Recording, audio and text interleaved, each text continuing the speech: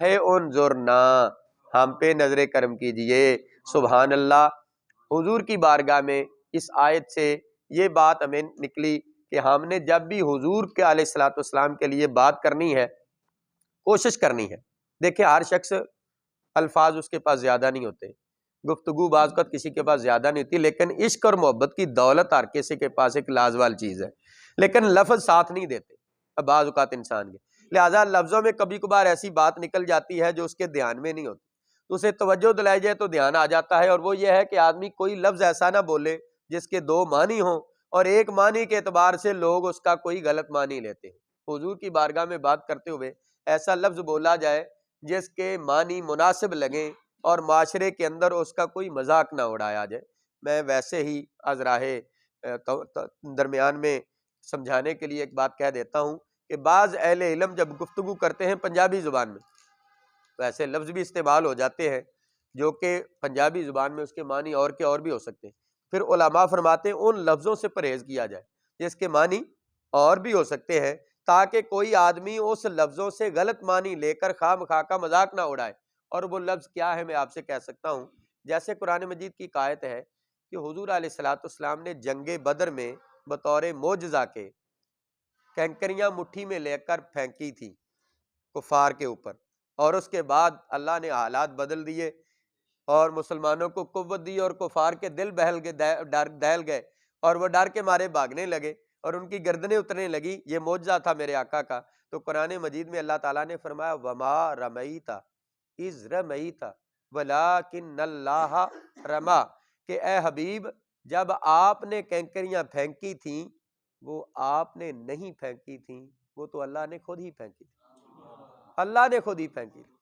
تو اس کا ترجمہ پنجابی میں کرتے ہوئے ایک ہمارے عالم دین شبیر حسین شاہ حافظ آبادی خانیوال میں پروگرام تھا، وہاں بڑے علماء بیٹھے ہوئے تھے، اور مفتی عبدالرشید جنگوی صاحب بہت بڑے عالم دین تھے اہل سنت کے، وہ بھی موجود تھے، اور ترجمہ کرتے ہوئے سادہ زبان میں کہہ دیا، پنجابی میں کہہ دیا کہ اے حبیب جدو تسی مٹھ ماری، وہ جو لفظ تھا پنجابی کا بولا، اور وہ مٹھ وہی تھی جو کینکریوں کی تھی، تو پیچھے سے عبدالرشید جنگوی صاحب نے اپنی چھڑی جو ہے ان کے ٹخنے پر ماری اور کہنے لگے یہ لفظ مناسب نہیں ہے، اس کو کہو کہ آپ نے کینکری پھینکی، یہ کہو۔ پنجابی میں اس لفظ کا ترجمہ غلط بن جاتا ہے، تو اس لیے میں نے یہ بات اس لیے عرض کی کہ تقریر اگر پنجابی میں کرنی ہو یا اردو میں، کوشش کی جائے کہ ایسے لفظوں سے پرہیز کیا جائے جس لفظ کے دو معنی سے کوئی مذاق نہ اڑا سکے۔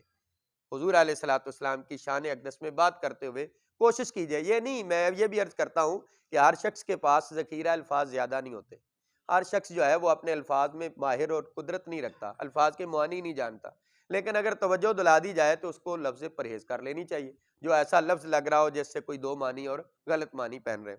تو اپنے محبوب علیہ الصلوۃ والسلام، اللہ تعالیٰ نے اپنے حبیب کے غلاموں سے کہا تم نے جب بھی بات پوچھنی ہے تم نے کہنا ہے انظرنا، پھر کیا ہوگا کہ منافق کوئی بھی یہ نہیں کہہ سکے گا واسمعوا، بات پہلے سے غور سے سنو، اور جو لوگ بڑاس نکالنے کے لیے محبوب کی بارگاہ میں ایسے لفظ کہتے ہیں وہ کیا ہے؟ کافر ہیں۔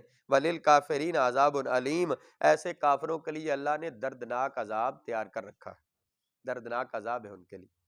ما یود الذین کفروا من اہل الکتاب، وہ لوگ جو کافر ہو گئے چاہے وہ کتابی ہیں، اہل کتاب میں سے ہیں یا مشرک ہیں، ظاہر ہے جو مشرک ہیں یا اہل کتاب میں سے ہیں تو دونوں ہی کافر، لیکن ان کے نام الگ الگ رکھے گئے، ایک کا اہل کتاب ایک کا مشرک، تو الگ الگ ٹرموں کے اصطلاحات کے اعتبار سے وہ الگ الگ ہیں، لیکن اپنے کفر کے اعتبار سے مشترک ہیں، لہذا جو کافر ہو گئے چاہے وہ کتابی ہیں یا مشرک ہیں۔ ولل مشرکین ینزل علیکم من خیر من ربکم، وہ نہیں چاہتے کہ تم پر کوئی بھی اللہ کی طرف سے بھلائی اترے تمہارے رب کے پاس سے، واللہ یختص برحمتہ، اور اللہ اپنی رحمت سے خاص کرتا ہے من یشاء، جسے چاہے، جسے چاہتا ہے اپنی رحمت سے خاص کر لیتا ہے۔ اللہ نے اپنے محبوب کو قرآن مجید نازل کرنے کے لیے خاص کر لیا ہے، تو ان ظالموں کو کیا تکلیف ہے؟ واللہ ذو الفضل العظیم، اور اللہ بڑے ہی عظیم فضل کا مالک ہے۔ ما ننسخ من آیت او ننسیھا نأتی بخیر منہا او مثلہا، جب کوئی آیت ہم منسوخ کرتے ہیں، اللہ پہلے ایک حکم بھیجتا تھا، بعض کا تو اس حکم کو منسوخ بھی، وہ بادشاہ ہے جب چاہے ایک حکم کو ایک وقت کے لیے رکھے اور پھر اس حکم کو منسوخ بھی کر دے، تو جب ہم کوئی آیت منسوخ فرمائیں او ننسیھا، یا اس کو بھلا دیں۔ کچھ آیات کو اللہ حکم کو منسوخ کرتا تھا اور کچھ کو بھلا ہی دیتا تھا، وہ یہ اس کی مرضی تھی۔ بھلا دیں، ناتی بخیر منہا، یا اس سے بہتر یا اس جیسی مثلیہا کوئی اور آیت لے آئیں۔ الم تعلم ان اللہ علی کل شیء قدیر، تو کیا تجھے خبر نہیں کہ اللہ سب کچھ کر سکتا ہے؟ اللہ مالک ہے، وہ بادشاہ ہے، جب چاہے ایک حکم جاری کرے اور جب چاہے اس حکم کو واپس لے کر ایک نیا حکم جاری کر دے، وہ مالک ہے۔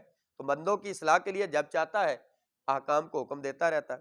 الم تعلم ان اللہ لہ ملک السماوات والارض، کیا تجھے خبر نہیں کہ اللہ ہی کے لیے ہے زمین و آسمان کی سلطنت، اسی کے لیے زمین و آسمان کا اقتدار اور حکومت اسی کو زیبا ہے، اسی کے پاس ہے۔ وما لکم من دون اللہ من ولی ولا نصیر، اور اللہ کے سوا تمہارا نہ کوئی حمایتی ہوگا اور نہ کوئی مددگار۔ قیامت کے دن اللہ کے سوا تمہارا کوئی حمایتی نہ ہوگا اور نہ کوئی مدد۔ یہاں حقیقی حمایتی مراد ہے۔ حقیقی حمایتی سے مراد کہ اگر اللہ نہ چاہے تو کوئی رسول بھی مدد نہیں کرے گا، ہاں اللہ ہی چاہے گا تو رسول بھی مدد کریں گے، شفاعت کریں گے۔ اولیاء اللہ، صلحاء، شہداء تب ہی کسی کی شفاعت کریں گے جب اللہ چاہے گا، اگر اللہ نہیں چاہے گا تو کوئی بھی نہیں کرے گا۔ ام تریدون ان تسألوا رسولکم کما سئل موسیٰ من قبل، کیا یہ چاہتے ہو کہ اپنے رسول سے ویسا سوال کرو، اپنے نبی سے تم اپنے پیغمبر سے ویسے سوال کرو جیسے موسیٰ سے پہلے کیے گئے ہیں سوال۔ موسیٰ علیہ السلام سے بھی لوگ سوال کرتے تھے اور ان سے پھر کیا ہوا؟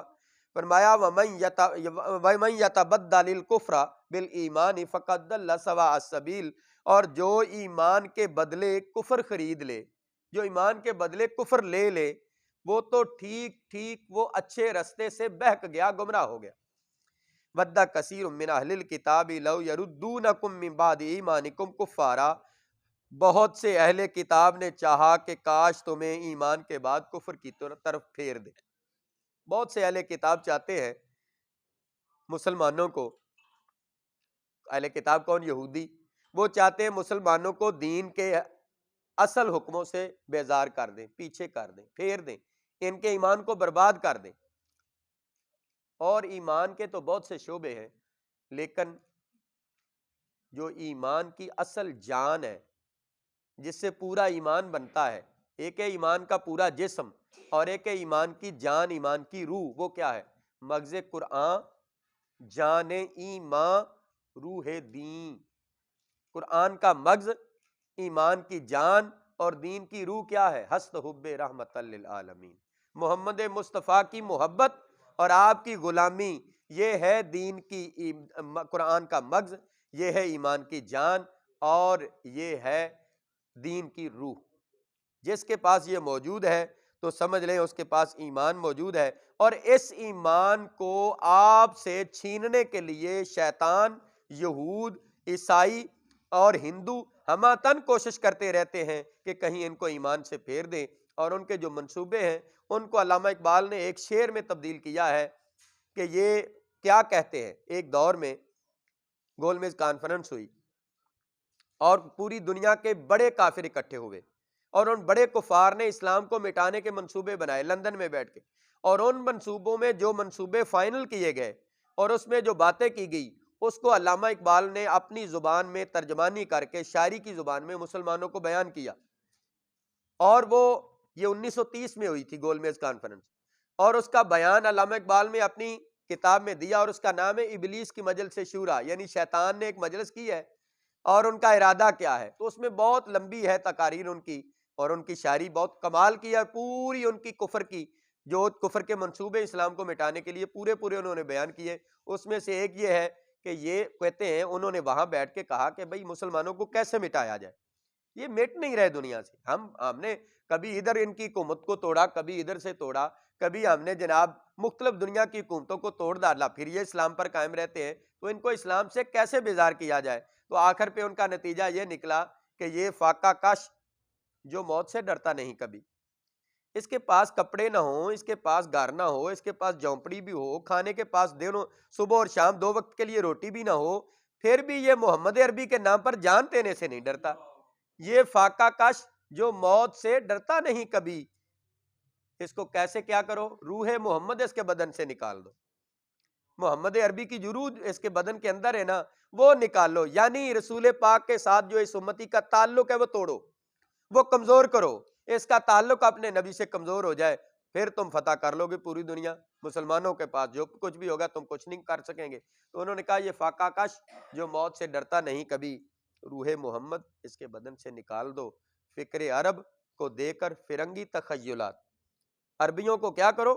انگریزی تہذیب و تمدن دے دو، رہنا سہنا انگریزی، اور ان کی ٹی وی اور کھانا اور پینا اور گاڑیاں انگریزی کر کے ان کو اسلام سے دور کر دو، فکر عرب کو دے کر فرنگی تخیلات، اسلام کو حجاز و یمن سے نکال دو، اور افغانیوں کی غیرت دین کا ہے یہ علاج کہ ملا کو ان کے کوہ دمن سے نکال دو۔ علماء سے جب یہ دور ہو جائیں گے تو پھر سمجھے یہ اسلام سے بھاگ جائیں گے۔ تو علماء، سچی علماء سے مسلمانوں کا رابطہ جب تک قائم رہے گا انشاءاللہ دین ان کے پاس موجود رہے گا، اور جب سچی علماء کے پاس ان کا رابطہ ٹوٹ جائے گا تو وہ دین سے برگشتہ ہو جائیں گے۔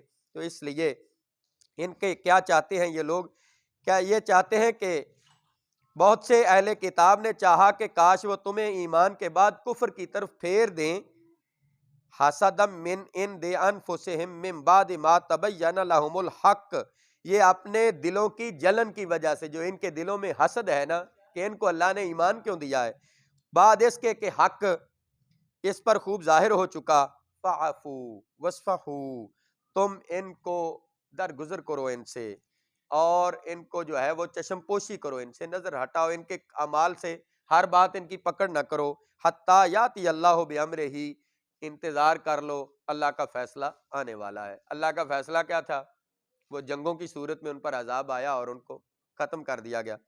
تو یہاں تک کہ اللہ اپنا حکم لے آئے، ان اللہ علی کل شیء قدیر، بے شک اللہ ہر چیز پر ہمیشہ سے خوب کنٹرول رکھتا ہے۔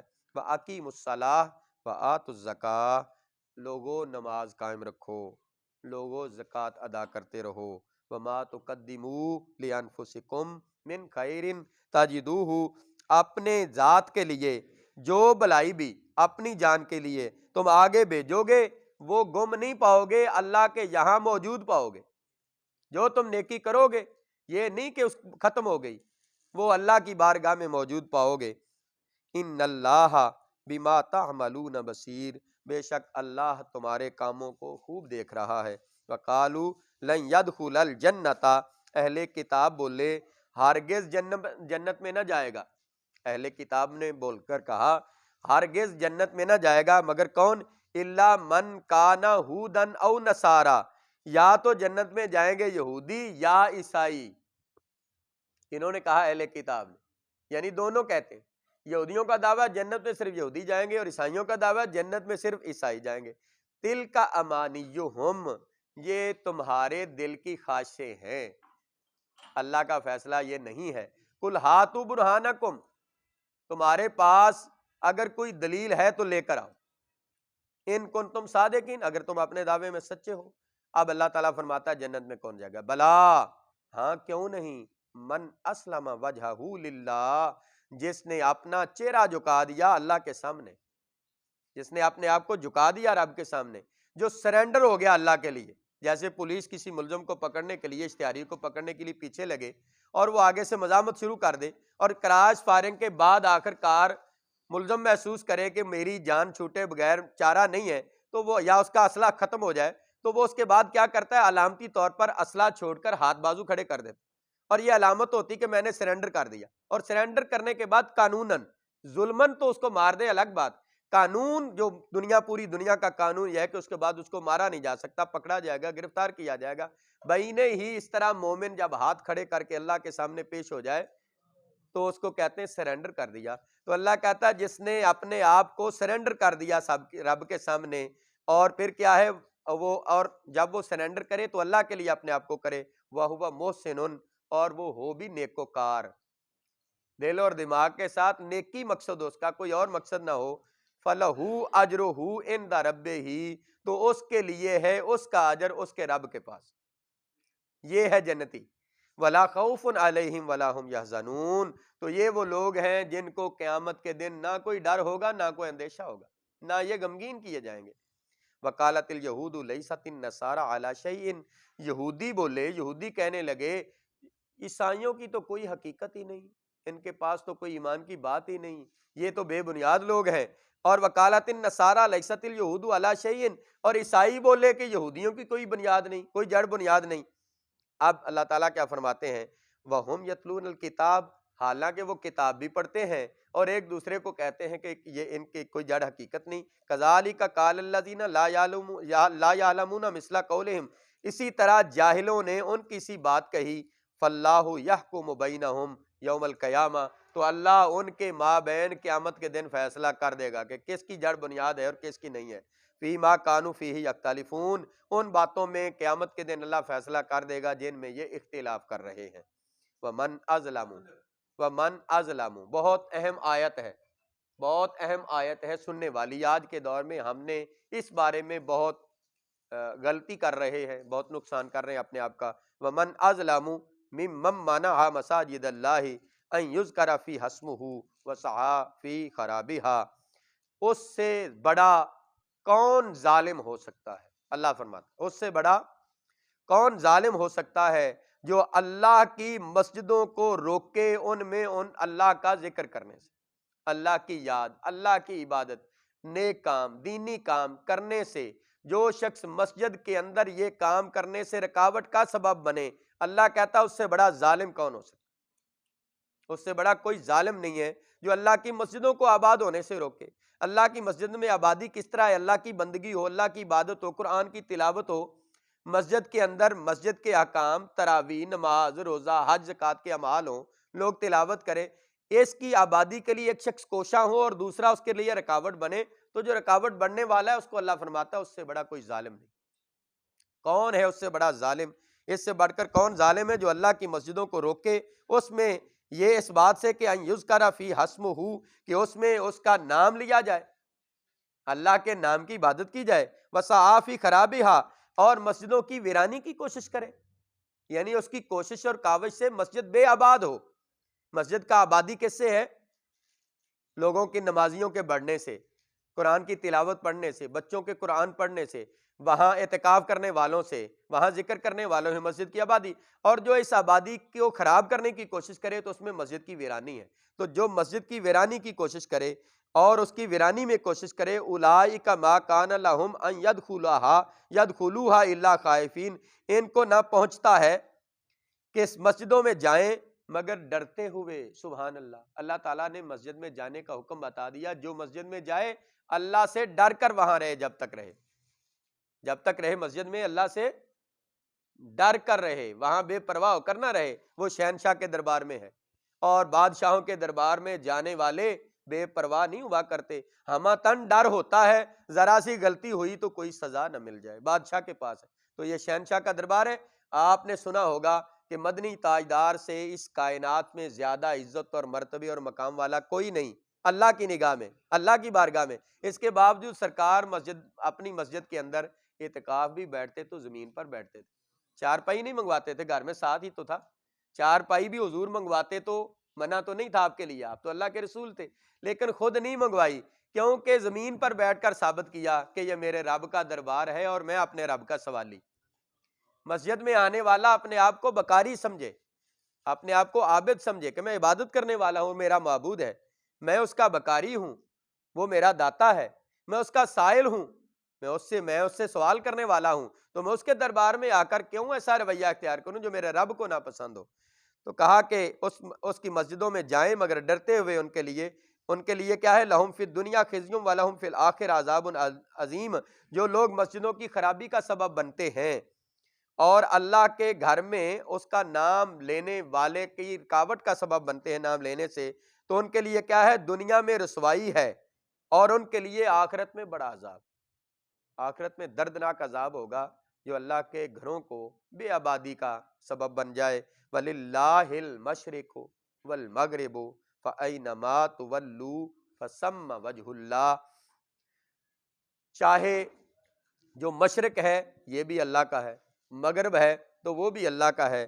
فَأَيْنَمَا تُوَلُّوا فَثَمَّ وَجْهُ اللَّهِ، تم جدھر بھی منہ کرو، وہ ہر مشرق، مغرب، شمال، جنوب سب اللہ کا ہے۔ تو یہ آیت اس وقت نازل ہوئی تھی جب کہ صحابہ کرام پہلے بیت المقدس کی جانب منہ کر کے نماز پڑھتے تھے تو شمال اور جنوب، شمال اور مشرق، شمال اور مشرق یہ دو سمتوں کو ملا کر بعض اہل عرب ان دونوں کو مشرق کہتے ہیں، اسی لیے مشرقین کا لفظ آیا، دو مشرق، اور جنوب اور مغرب کو ملا کر اہل عرب جو ہے اس کو مغربین کہتے ہیں، دونوں کو مغرب کہتے ہیں، تو لہٰذا اس طرف منہ کرنے کو مشرق کہا گیا اور اس طرف منہ کرنے کو جنوب کو مغرب کہا گیا۔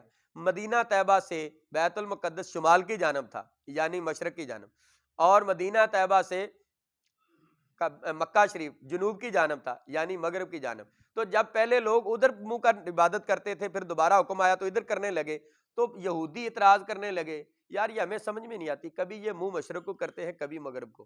تو اللہ تعالیٰ نے فرمایا کہ مشرق بھی اللہ کا ہے، مغرب بھی اللہ کا، تم جدھر بھی منہ کرو گے اللہ کو ادھر ہی پاؤ گے، اللہ کی رضا، یعنی اپنے رسول کی پیروی میں تم جدھر بھی منہ کرو خدا کو ادھر ہی پاؤ گے۔ نبی پاک کا منہ ادھر تھا تو صحابہ کرام ادھر نماز پڑھتے تھے، حضور کا چہرہ ادھر ہوا تو لوگوں نے ادھر پڑھنی شروع کر دی۔ ایک بڑی خوبصورت روایت بھی ہے، اہل علم سے سنی تھی، کہ جس دن سرکار نے نماز کے اندر حکم آنے کے بعد نماز میں رخ اپنے کو چینج کیا، ادھر کو منہ کیا، تو بالکل الٹے پاؤں پلٹنا تھا نا، حضور کا چہرہ ادھر تھا، امام ادھر ہے، مقتدی اس طرح کھڑے ہیں، اب حضور علیہ الصلوۃ والسلام نے پلٹ کر ادھر آنا ہے نا، تو مقتدیوں نے اپنا چہرہ پھیر کر ادھر کرنا ہے۔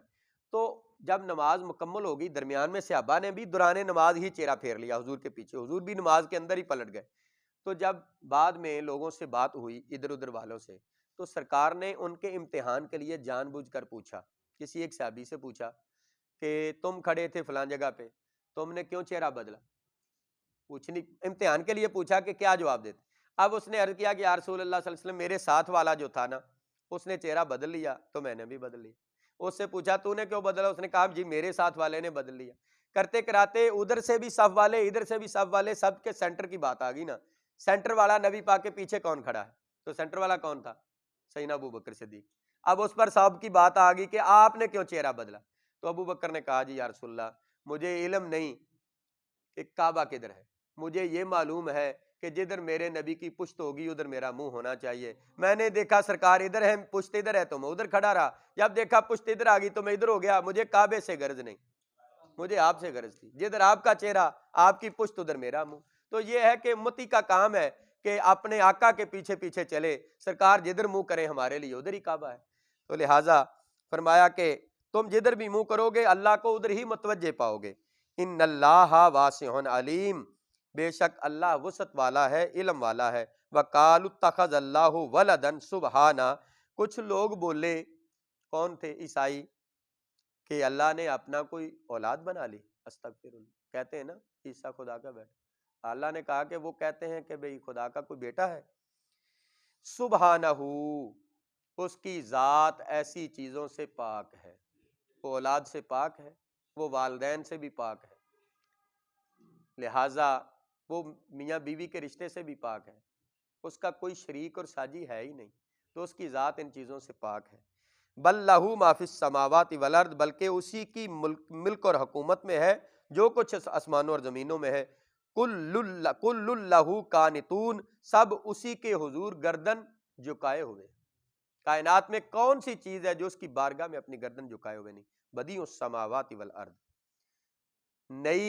نئی چیز کو پیدا کرنے والا اور آسمان و زمین کا پیدا کرنے والا وہی ہے۔ وَإِذَا قَضَىٰ أَمْرًا، اور جب کسی کام کے کرنے کا فیصلہ فرما لیتا ہے، فَإِنَّمَا يَقُولُ لَهُ، تو اس چیز سے کہتا ہے ہو جا، کن کہہ دیتا ہے ہو جا، فَيَكُونُ، تو وہ آنن فانن چیز بن جاتی، اس کے لیے کوئی ٹائم اور وقت نہیں لگتا، جب چاہے جس وقت چاہے کسی چیز کی بڑی سے بڑی چیز کے بنانے کا ارادہ فرمائے تو اس کی شان یہ ہے کہ وہ کہتا ہے کن ہو جا تو وہ چیز بن جاتی۔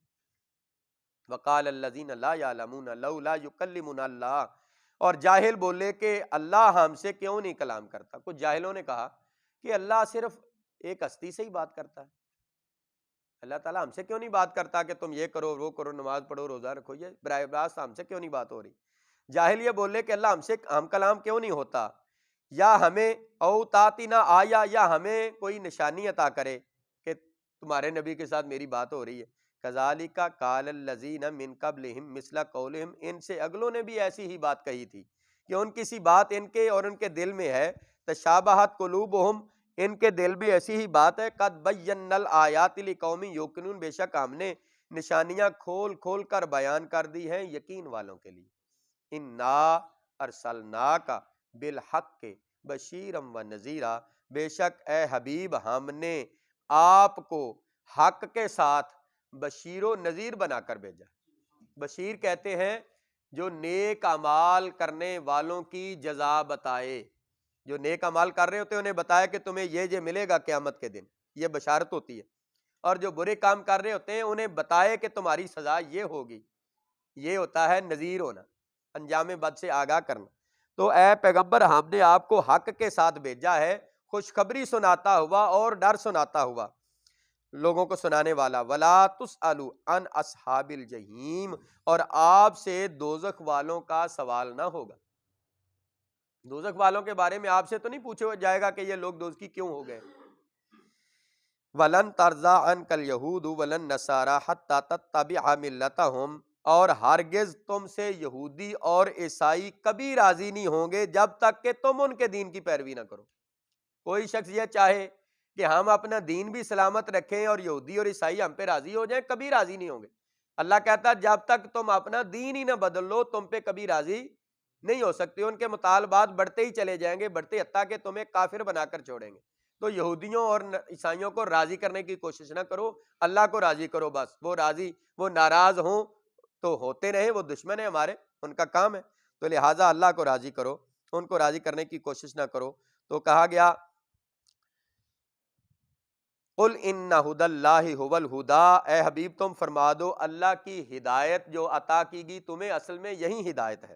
ولا ان اتبعت اہواءہم بعد الذی جاءک من العلم، اے سننے والے اگر تو ان کی خواہشوں کا پیروکار ہوگا، ان کی خواہشوں کے پیچھے لگے گا، یہودیوں اور عیسائیوں کے، تو اس کے بعد کہ تیرے پاس علم اللہ کی طرف سے آ چکا، تو مالک من اللہ من ولی ولا نصیر، تو تیرا پھر کوئی بچانے والا نہ ہوگا اور نہ کوئی مددگار ہوگا۔ الذین آتیناہم الکتاب یتلونہ حق تلاوتہ، جنہیں ہم نے کتاب دی ہے وہ جیسی چاہیے اس کی تلاوت کرتے ہیں، اولئک یؤمنون بہ، وہی اس پر ایمان رکھتے ہیں۔ جب وہ سچے کتاب پڑھنے والے جو سابقہ تھے وہ تو ایمان لے آئے تھے، جیسے عبداللہ ابن السلام وغیرہ، اور جو نہیں تھے سچے دل سے، صدقے دل والے، وہ ایمان نہیں لائے، تو وہ جو سچی تلاوت کرتے ہیں وہ اس پر ایمان رکھتے ہیں۔ وَمَن یکفر بہ فَأُولَئِکَ ہُمُ الْخَاسِرُونَ، اور جو اس کے منکر ہوئے تو وہی ہے گھاٹا کھانے والے۔ یا بنی اسرائیل اذکروا نعمتی التی انعمت علیکم وانی فضلتکم علی العالمین، اے اولاد یعقوب یاد کرو میرا احسان جو میں نے تم پر کیا، وہ جو میں نے اس زمانہ کے سب لوگوں پر تمہیں بڑائی فضیلت دی۔ واتقوا یوما لا تجزی نفس عن نفس، ڈرو اس دن سے کہ کوئی جان دوسرے کا بدلہ نہ ہوگا، شیئن کچھ بھی، ولا یقبل منہا عدل ولا تنفعها شفاعۃ ولا هم ینصرون، اور نہ اس کو کچھ لے کر چھوڑا جائے گا، اس کے بدلے میں کوئی چیز لے کر چھوڑا جائے گا، اور نہ کافر کی کافر کو کوئی سفارش نفع دے گی۔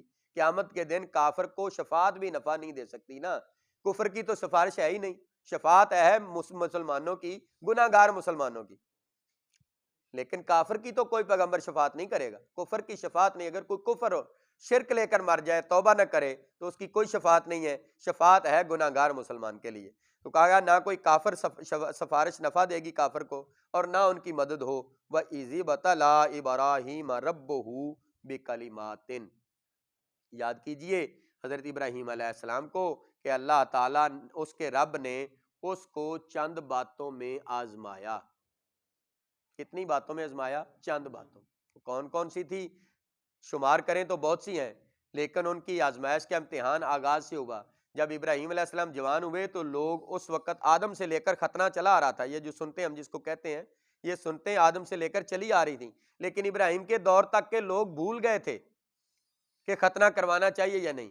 ابراہیم علیہ السلام جوان ہو گئے تھے، گھر والوں نے ان کا ختنہ نہیں کروایا تھا، انہیں جب اللہ کی طرف سے وحی ہوئی کہ ختنہ انبیاء کا طریقہ تھا، آدم سے چلا آ رہا تھا، لوگوں نے چھوڑ دیا، تو ابراہیم علیہ السلام نے جوانی میں اپنے آپ کا ختنہ کیا اور آج خود ختنہ کیا۔ تو یہ پہلی آزمائش تھی ان کے لیے۔ اسی طرح پھر اپنے ماحول کے لوگ جو کفر اور شرک پر مبتلا تھے ان سے لڑنا، یہ دوسری آزمائش تھی۔ ستارہ پرستوں سے لڑے، چاند پرستوں سے لڑے، سورج پرستوں سے لڑے اور بت پرستوں سے لڑے، اور بت پرستی میں لڑنے سے اپنے قبیلے کو چھوڑا، اپنے خاندان کو چھوڑا، وقت کے بادشاہ کے سامنے کھڑے ہو گئے، اور ایک اکیلا تنہا ایک آدمی کبھی بادشاہوں سے ٹکر نہیں لیتا، مگر ابراہیم نے تنے تنہا بادشاہ سے ٹکر لی، اور اکیلا واحد ہو کر اتنا نڈر اور بے خوف کہ اس کو وقت کے جابر سلطان کے سامنے ڈر نہیں لگا، اور اگر اس نے اس کو آگ میں پھینکنا چاہا تو منوں اور ٹنوں کی لکڑیوں میں جلا کر، اس میں منوں تیل اور گھی ڈال کر انہوں نے آگ جلائی، اور آگ کی جو وہ الاؤ تھا وہ تو کلومیٹر کے اوپر چڑھتا تھا، اور دور دراز تک اس کی جو ہے وہ جا رہا تھا، اس کی حرارت اور تیزی۔ اس کے باوجود ابراہیم علیہ السلام کو وہاں پھینکنے کے لیے بھی نزدیک سے پھینک نہیں سکتے تھے، وہ ایک آگ گولے برسانے والی جو منجنیق تھی ان کی، اس کے اوپر رکھ کر حضرت ابراہیم کو پھینکنے ہی والے تھے، کہ عین اس وقت جب کہ تھوڑی دیر کے بعد ابراہیم کو وہاں سے پھینکنے والے تھے، حضرت جبرائیل آئے، اور جبرائیل علیہ السلام نے آ کر پوچھا، اے ابراہیم کوئی کام ہے میرے لیے تو بتاؤ، میں تمہاری مدد کروں۔ ابراہیم علیہ السلام بھی رب کو اتنا چاہنے والا تھا، کہنے لگا مجھے تمہاری ضرورت نہیں۔ اب حضرت ابراہیم نے کہا کیوں ضرورت نہیں؟ جبریل علیہ السلام نے کہا، تو ابراہیم علیہ السلام نے کہا کہ اللہ تعالیٰ جانتا ہے کہ میرے ساتھ کیا ہو رہا ہے۔ کہنے لگے اللہ سے دعا کیجئے۔ جبریل نے کیا کہا؟ اللہ سے دعا کیجئے۔ حضرت ابراہیم نے کہا کہ اللہ جانتا نہیں میرے ساتھ کیا ہو رہا ہے؟ کہتا ہے، انہوں نے کہا جانتا ہے۔ کیا کہا؟ جانتا ہے۔ کیا کہتے ہیں کہ جے سونا میرے دکھ وچ راضی تے میں سکھ نو چولہے ڈاواں، ہیں جی، اے تن میرا جے کنگھی ہووے تے میں زلف محبوب دی واواں، اے پرپوش میرے دی جے بن جے جتی تے میں مدنی دے پیری آواں، جے سونا میرے دکھ وچ راضی تے میں سکھ نو چولہے ڈاواں، یار فریدا کتے مل پے سونا تے میں رو رو حال سناواں۔ تو ابراہیم علیہ السلام نے کہا کہ وہ مالک ہے، وہ جانتا ہے کہ ابراہیم کے ساتھ کیا ہونے والا ہے، جب وہ جانتا ہے تو پھر مجھے عرض کرنے کی کیا ضرورت؟ کہنے لگے کچھ عرض کرو تو بہتر ہے، تھوڑی دیر کے بعد آگ میں پھینکے گے۔ اب ابراہیم کا جواب کیا؟ انہوں نے کہا اگر میرا رب چاہتا ہے کہ ابراہیم آگ میں جلے تو جلوں گا، اگر اللہ چاہتا ہے کہ میں آگ میں جلوں تو جلنے کے لیے تیار ہوں، اگر وہ چاہتا ہے بچا لے تو بچا لے، بچانا چاہتا ہے تو بچائے، جلانا چاہتا ہے تو جلائے، بچانا چاہتا ہے تو بچائے، جلانا چاہتا ہے تو جلائے۔ اس پر اقبال نے کہا بے خطر کود پڑا آتش نمرود میں عشق۔ یہ حضرت ابراہیم سراپا عشق تھے نا، اللہ سے محبت اور عشق کی دولت لے کر کوئی ڈر نہیں لگا اور آگ میں چھلانگ لگانے کے لیے تیار ہو گئے۔ بے خطر کود پڑا آتش نمرود میں عشق، عقل ہے محو تماشائے لبے بام۔ ابھی اگر عقل سے نرا کام لیا جاتا تو سوچتی اتنی آگ کے اندر جانا پھر کیا بچے گا، لیکن یہ عشق اور محبت تھا جس کے سلسلے میں انہوں نے فیصلہ کیا کہ میرا مالک چاہتا ہے جلنا تو جلنا چاہیے، اگر وہ بچانا چاہتا ہے تو بچا لے۔ تو اللہ تعالیٰ نے پھر جو ہے جب وہ پھینک دیا، انہوں نے، میرے رب نے آگ کو آرڈر دیا کہ میرا پیارا پیغمبر ایک آنے والا ہے تیرے پاس، قل نا یا نار کونی، ہم نے کہا ہے آگ ہو جا بردن، ٹھنڈی۔ اب قرآن مجید کی اس آیت کی تفسیر میں آتا ہے اگر اللہ کا اتنا ہی حکم ہوتا نا کہ ٹھنڈی ہو جا تو آگ اتنی ٹھنڈی ہوتی کہ اس ٹھنڈک سے بھی ابراہیم کو نقصان پہنچتا، برف سے بھی نقصان ہو جاتا۔ تو اللہ تعالیٰ نے ساتھ کہا بردم و سلامن، اتنی ٹھنڈی ہو جس سے ابراہیم کو سلامتی پہنچے، نقصان نہ ہو ابراہیم کا، یعنی اتنا کوئی ٹھنڈا ہونا، زیادہ ٹھنڈا بھی نہ ہو۔ تو بردم و سلامن علی ابراہیم، تو کہتے ہیں حضرت ابراہیم علیہ السلام آگ کے اوپر اس طرح کھیلتے تھے جیسے پھولوں کے اوپر آدمی کھیلتے، پھولوں کی سیج پر کھیلتے۔ تو اللہ تعالیٰ جس کے لیے جو چاہے کرتا ہے۔ تو ابراہیم کو اللہ تعالیٰ نے آزمایا، آگے بہت سی آزمائشیں ہیں، کیا کیا بیان کروں۔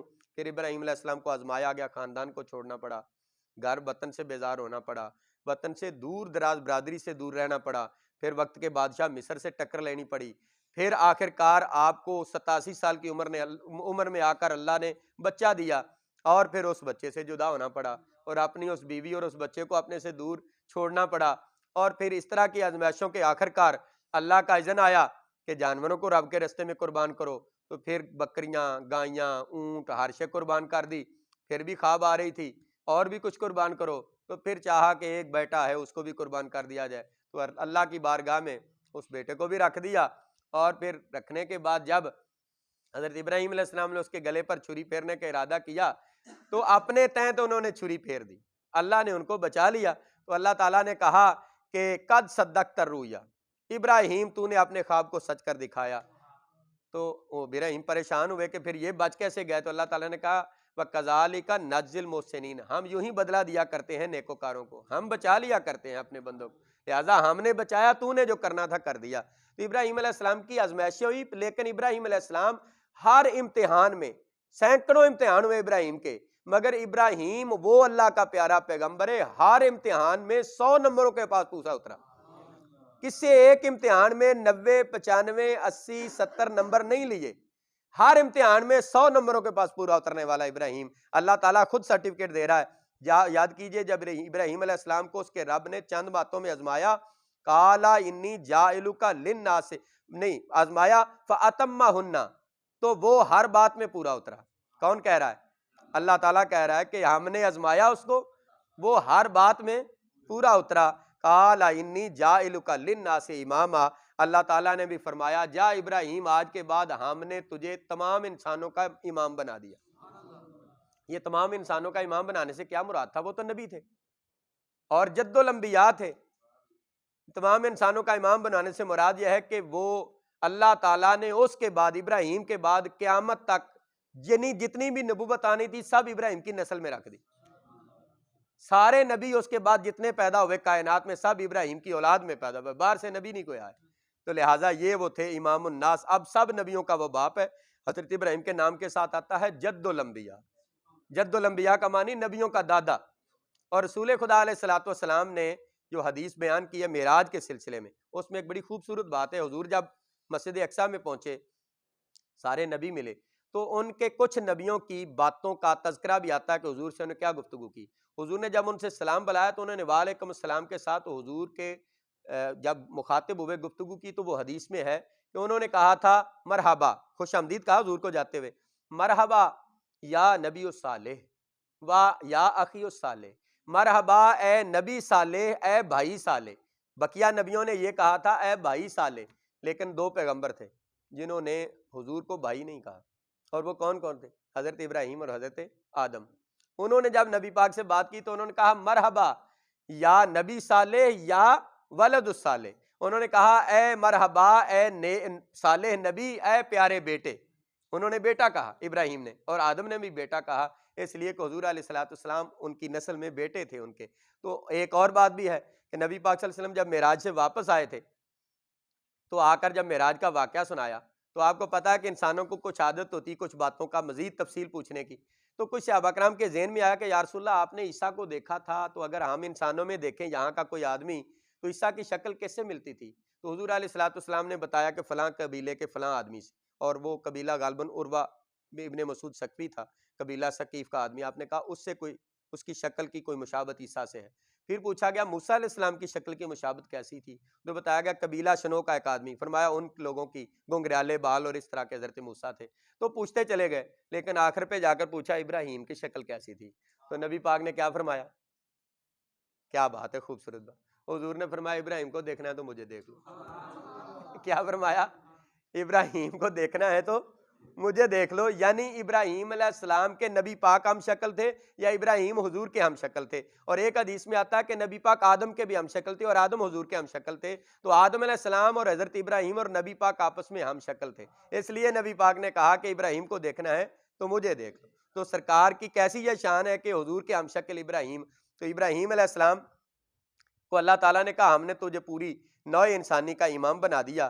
اس نے کہا قال ومن ذریتی، اے اللہ کیا میری ساری کی ساری اولاد بھی امام ہوگی، دین کی امام ہوگی؟ دعا کی نا میری اولاد کو بھی بنا دے۔ تو اللہ تعالیٰ نے کہا قال لا ینال عہد الظالمین، اے ابراہیم جو تیری اولاد میں نیک ہوں گے وہ سارے سردار ہوں گے دین کے، مگر جو ظالم یعنی شرک کرنے والے ہوں گے ان سے میرا کوئی عہد نہیں۔ یہ شرک کی طرف چلا جائے گا پھر ان کو یہ انسانیت کی پیشوائی تو نہیں ملے گی۔ وَإِذْ جَعَلْنَا الْبَيْتَ مَثَابَةً لِلنَّاسِ وَأَمْنًا، یاد کرو جب ہم نے اس گھر یعنی خانہ کعبہ کو لوگوں کے پلٹ پلٹ کر آنے کی جگہ بنا دیا اور امن کی جگہ بنا دیا۔ یہ خانہ کعبہ جو ہے یہ مثابۃ للناس ہے، جب آدمی وہاں جاتا ہے تو اس کی کشش ایسی ہے کہ آدمی کو بار بار پلٹ پلٹ کر جانے کو دل چاہتا ہے، اور جتنی مرضی آدمی بار بار چلا جائے دل نہیں بھرتا، اس بھوک نہیں مٹتی اس کی، اس کو دیکھنے کو دل چاہتا ہے۔ اس کے پاس بہت بڑی بلڈنگ ہے، مکہ ٹاور، وہ سبز بلڈنگ چاند تارے والی، اتنی اونچی بلڈنگ اور اتنی خوبصورت بلڈنگ ہونے کے باوجود بھی حاجی کا دل نہیں چاہتا کہ اس کو دیکھے، وہ بیت اللہ کو دیکھتا ہے۔ بیت اللہ کی ہیبت اور اس کی عظمت اپنی ہے، دل کو کھینچتی ہے۔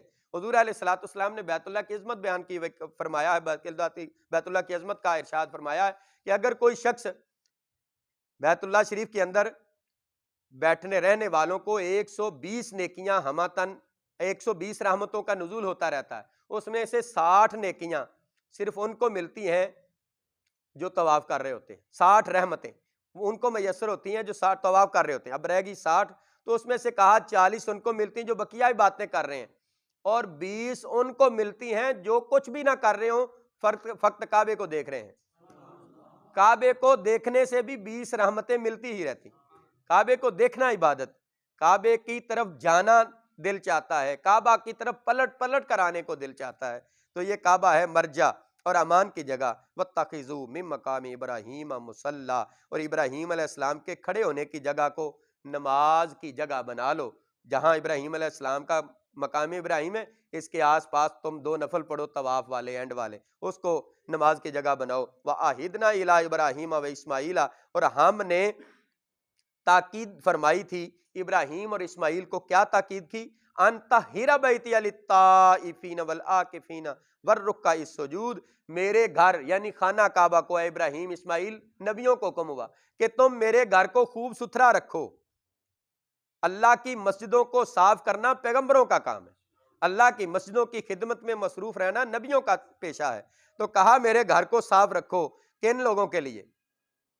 طواف کرنے والوں کے لیے، اعتکاف کرنے والوں کے لیے، رکوع و سجود کرنے والوں کے لیے۔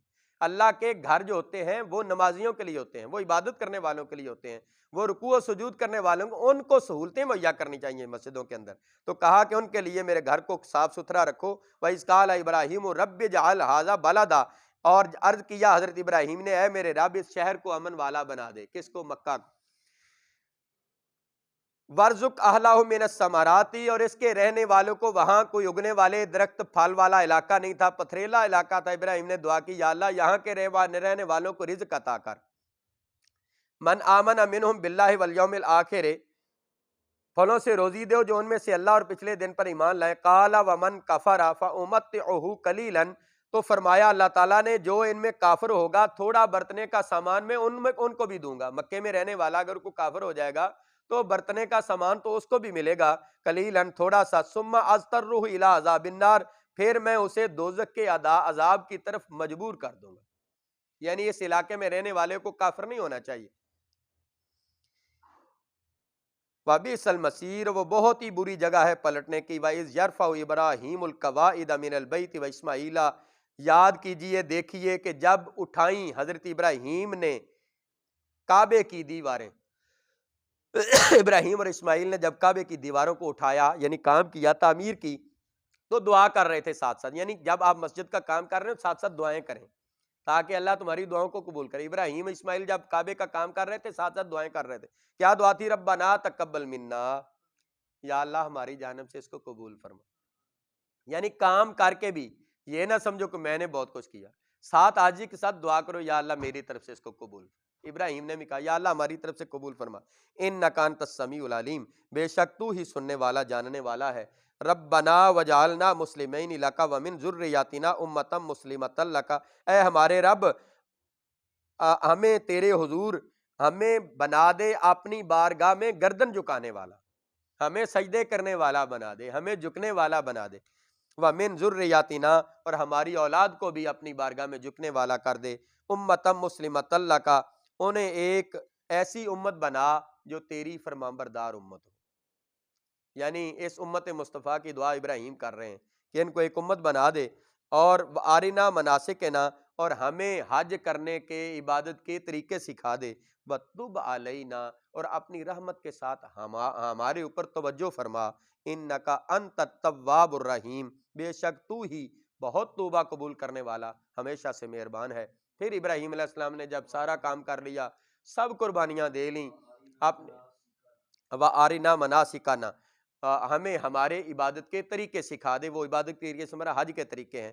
تو جب ابراہیم علیہ السلام نے اتنی قربانیاں دے لیں تو سب کے اینڈ پر سب کچھ کر لیا، کتنا کام تھا، کہاں سے چلے، کہاں کہاں کیا کیا کرتے، کیا کیا مسلم برداشت کرتے، آج کعبے کو تیار کر لیا تو اب مزدوری مانگنے کا وقت ہے۔ اللہ نے کہا مانگو، تو مزدور کو بڑی مزدوری مانگنی چاہیے نا، جتنے امتحان دیے تھے اس کوئی بہت بڑی مزدوری مانگنی تھی، بہت بڑا اجر مانگنا تھا، تو اللہ سے کیا دعا کی، ربنا وبعث فیہم رسولا منہم، یا اللہ ان میں یعنی میری اولاد میں وہ شان والا رسول مبعوث کر دے، اپنا حبیب بھیج دے میری اولاد میں، یتلو علیہم جو ان کے اوپر آ کر تیری آیتیں تلاوت کرے، آیات کا تیری آیتیں ان کے اوپر تلاوت کرے، وَيُعَلِّمُهُمُ الْكِتَابَ وَالْحِکْمَةَ اور ان کو آ کر تیری کتاب سکھائے، تیری حکمت سکھائے، وَيُزَكِّيهِمْ اور ان کو پاک کر دے۔ ان کو گناہوں سے کون پاک کرے؟ رسول، رسول پاک آ کر ان کو پاک کر دے۔ کس طرح کے رسول؟ اپنے طریقے کے ذریعے، اللہ کی عبادت کے طریقے رسول بتاتا ہے، پھر مومن پاک ہوتا ہے، تو پاک کرنے والا اصل میں رسول ہوتا ہے۔ تو کہا ان کو پاک کر دے، گناہوں سے پاک کر دے، انکا انت العزیز الحکیم بے شک تو زبردست، ہمیشہ سے زبردست اور ہمیشہ سے حکمت والا ہے، غالب ہے اور ہمیشہ سے حکمت والا ہے۔ اللہ تعالیٰ آپ کو اور مجھے ان آیات کو صحیح طریقے